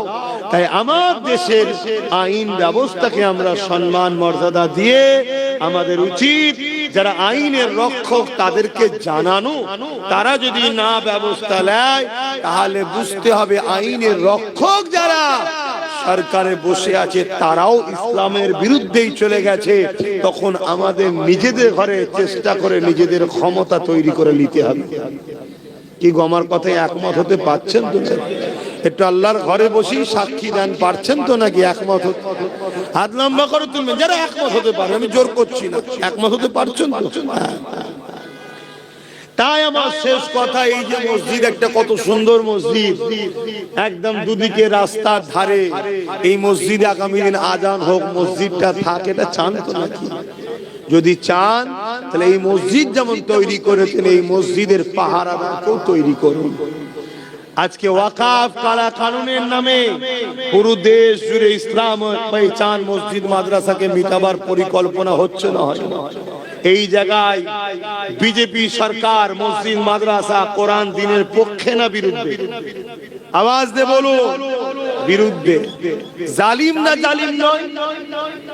বলুন, জালিম। আমার রাজ্য সরকার কেন্দ্র সরকারের আইনকে মেনেছে না মানেনি? এরা দুজন এক হলো না? হলো না? এরা দুজনই মসজিদ মাদ্রাসা কোরআনের পক্ষে না বিরুদ্ধে? বিরুদ্ধে। সেই জায়গায় নবী বংশের ছেলে নওশাদ কোরআনের পক্ষে, দিনের পক্ষে, মসজিদ মাদ্রাসার পক্ষে না বিরুদ্ধে? যদি পক্ষে না হতো তো সুপ্রিম কোর্টে কেস করে লড়ছে কেন এখন? আজও যে মসজিদ মাদ্রাসা, ঈদগাহ, কবরস্থান গুলো দাঁড়িয়ে আছে, ওটা নওশাদের মামলাতে এখনো চলছে।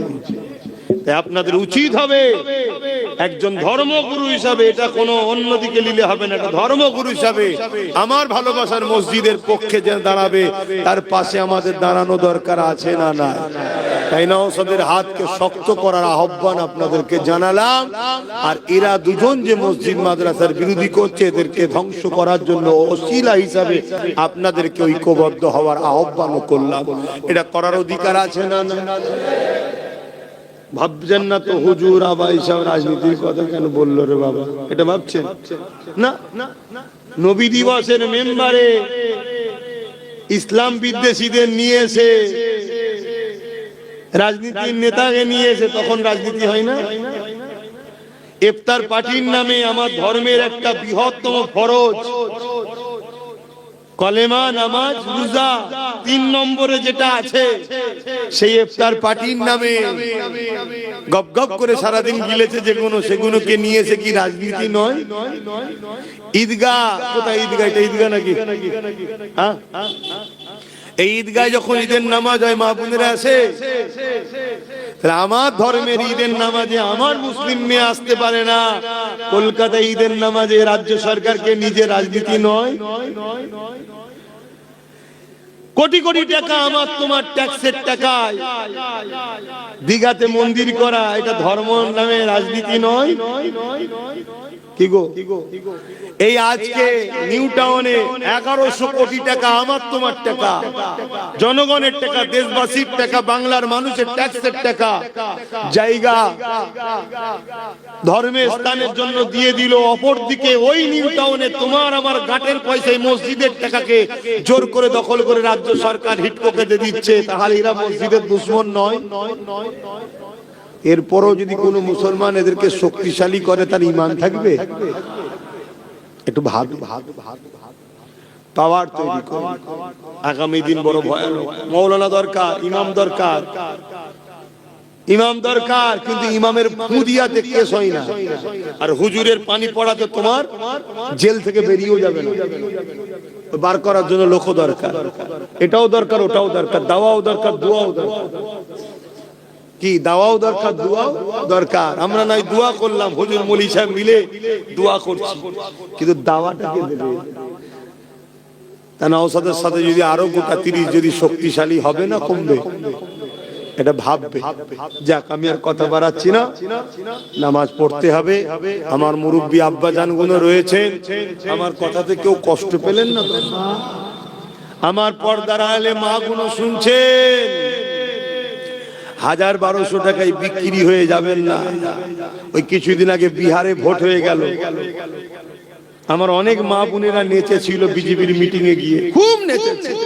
একটা হাত মাথায়, একটা হাত কোমরে দিয়ে খুব নাচছে।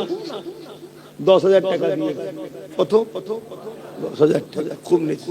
কিছুদিন পরে আবার দেখছি ফটোতে কাঁদছে। মিডিয়া জিজ্ঞেস করছে কি হয়েছে, তারা হিন্দিতে বলছে, अरे भाजपा 10,000 रुपया दिए थे, हम तो जाके वोट दे दिए हैं बीजेपी सरकार को, तभी बीजेपी का गवर्नमेंट हुआ, गवर्नमेंट होके हमारा ही घर तो रहे। 10,000 টাকা ले আমরা বিজেপি কে ভোট দিয়েছি, বিজেপি ক্ষমতায় এসে এখন আমাদেরই ঘর ভেঙে তুলে দিচ্ছে।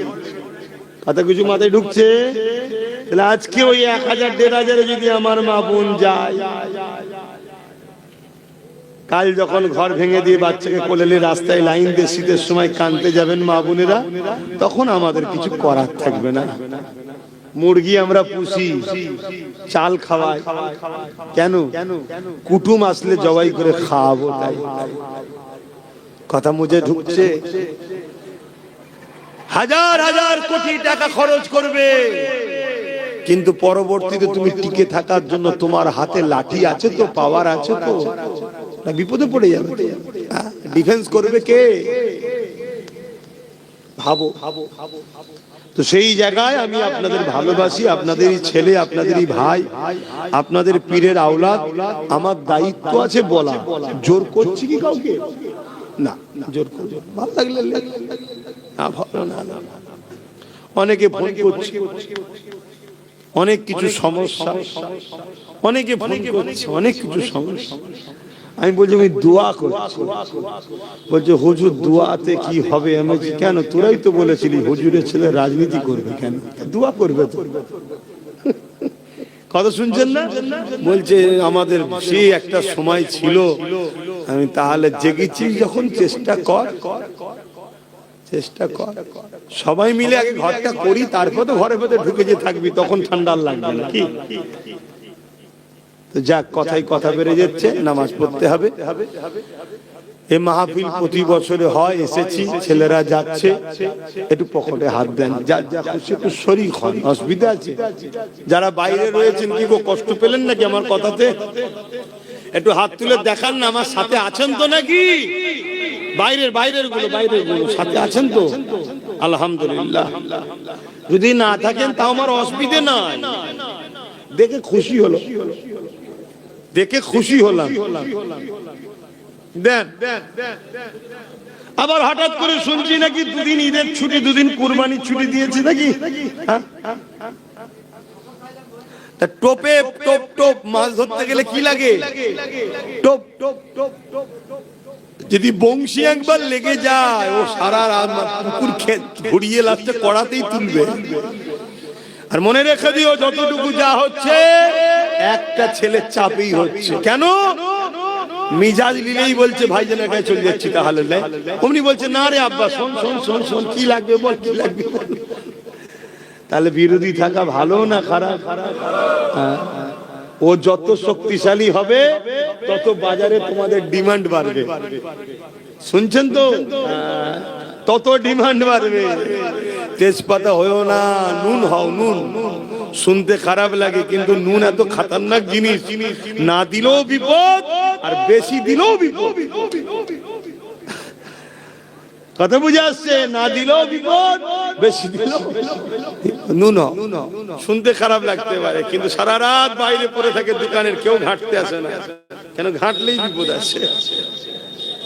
তো যাই হোক, আমার দায়িত্ব বুঝালাম। যদি বোঝেন আর আল্লাহ যদি সাহায্য করেন, তোমার আমার বাচ্চা কোনো বেঁচে যাবে, তোমার আমার বাচ্চা কোনো বেঁচে যাবে। তোমার আমার বাচ্চারা স্কুলে যেতে পারবে না, এমনি তো স্কুল বন্ধ, 25,000-এর উপরে স্কুল বন্ধ। মুসলমানের ছেলেরা বা গরিব অমুসলিমরা তো প্রাইমারিতে স্কুলেই পড়ে। বড় লোক কজন আছে রে বাবা মিশন টিশনে পড়াবে, ঠিক না? পড়াশোনা শেষ। আর যদিও বা যায়, সেখান থেকে বেঁচে আসবে কিছু তো সন্দেহ। আর যদি আসে, সে তো ধর্ম টর্ম ছেড়ে দিয়ে আলাদা আলাদা কোয়ালিটি হয়েছে। কথা বুঝে আসছে না? এই জায়গায় কমসে কম তুমি আমি যদি একটু রুখে দাঁড়াতে পারি, আমাদের বাচ্চাগুলো বেঁচে যাবে। যাক, আমার নলেজ সিটিতে ভর্তি লিয়া হচ্ছে, যোগাযোগ করে যদি ছেলে পুলে থাকে ভর্তি করার করবেন। বিশেষ করে একটা খবর দিয়ে যাচ্ছি, এতিম বাচ্চা যদি থাকে কারো জানাশোনা, একটু যোগাযোগ করুন। 4 থেকে 8 ক্লাস, মাদ্রাসা নয়। হ্যাঁ, কিছু ধর্মীয় শিক্ষা থাকবে, কিন্তু জেনারেল লাইনের শিক্ষা, বাংলা মিডিয়াম। পশ্চিমবঙ্গ যে বোর্ড বাংলা, ওই বোর্ড 27-এ ইংলিশ মিডিয়াম খুলবো, দিল্লি সিবিএসই বোর্ড, তার কাজও চলছে। আর দাদা হুজুর আমার একা নয়, আপনাদের সবার, যারা আমাকে ভালোবাসেন, ভালোবাসেন তো নাকি? অনেকে আছে তো নাকি? যারা ভালোবাসেন, বছরে 1000 করে টাকা মা বাপ ভাই আর মা বোন 500 করে টাকা আমায় দেওয়া যাবে। এখন নয়, যে কোনো শুক্রবারে দরবারে যাবেন, 1000 টাকা নিয়ে যাবেন, ওখানে বিস্তারিত আলোচনা হবে।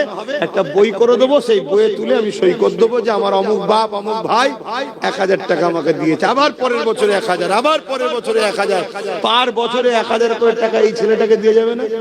তোমার বাড়ির ছেলেটাকে দিচ্ছ, আমায় দেবে না? যদি ভাই ছেলে মনে করো, বাপেরা দেবে না? আর যেসব ভাই ভাই মনে করো, দেবে না? তোমার টাকাটা আমি নিচ্ছি কি জন্যে? তুমি আমি সবাই এক হয়ে নলেজ সিটিকে তৈরি করব। একা দ্বারা সম্ভব নয় রে ভাই। একটা ইংলিশ মিডিয়াম স্কুল এবং হোস্টেল সহ 15 কোটি টাকা খরচ, কি করে পারবে? সম্ভব?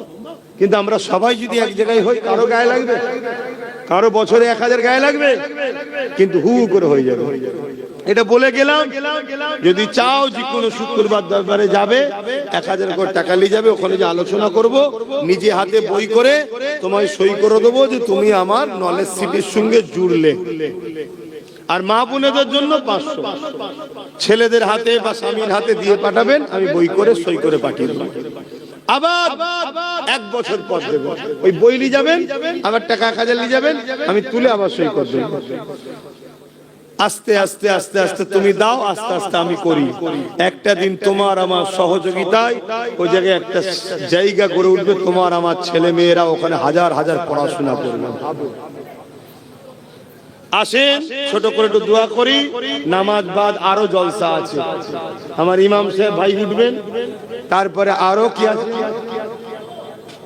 আমার চাচাজান হুজুর পীর আল্লামা হোসেন সিদ্দিকী হুজুরের সাহেবজাদা মুআররিখিন ভাই তিনি আছেন, তিনি আসবেন, আখেরি দোয়া করবেন। আপনারা সকলে মাহফিল আবার হাজির হবেন নামাজ পড়ে। আমি এসে এলোমেলো কিছু কথা বললাম, তবে দিনের পক্ষ বলেছি। আপনারা কেউ সত্যি বেজার হলেন না তো? কষ্ট পেলেন না তো? দিনকে ভালোবাসুন। কারবার করতে হবে, ব্যবসা করতে হবে, রাজনীতি করতে হবে, দুনিয়াদারি করতে হবে, সংসার করতে হবে, রাষ্ট্র সব করুন, দিনকে ভুলে নয়। আপনার আমার গাফলতির জন্য জালিমরা মাথায় উঠে যাচ্ছে। আল্লাহুম্মা আমিন।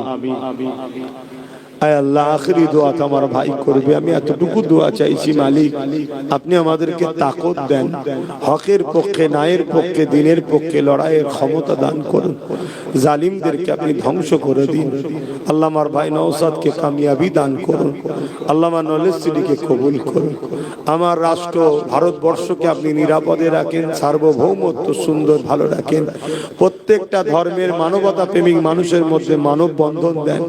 হিন্দু, দলিত, আদিবাসী, সাঁওতাল, বাগদি, খ্রিস্টান, মতুয়া সবার মধ্যে ভাইচারা দেন। যারা সমাজের মধ্যে হিংসা বিদ্বেষ ছড়াচ্ছে আল্লাহ তাদেরকে ধ্বংস করে দিন। আল্লাহ আল্লাহ হাবিবের খাতির আমার দেশের সেনাবাহিনী, বিএসএফ বাহিনী, পুলিশ বাহিনী তাদেরকে নিরপেক্ষ রাখেন, ভালো রাখেন, সুস্থ রাখেন। আয় আল্লাহ, যে যা নিয়েতে হাত তুলেছে কবুল করেন। আমার ইমাম সাহেব ভাইকে সুস্থ রাখেন, তার পরিবার বাচ্চাদের ভালো রাখেন, সুস্থ রাখেন। আলেম উলামাদের জান মাল হেফাজত করেন। যেসব আলেমরা হকের পক্ষেদেরকে হেফাজত করেন, আর যারা জালিমদের সঙ্গে মিশে আছে আল্লাহ তাদেরকে হেদায়েত করেন, হেদায়েত করেন, হেদায়েত করেন। যদি হেদায়েত কপালে না থাকে আল্লাহ তাদের থেকে মানুষকে দূরে থাকার তৌফিক দান করেন।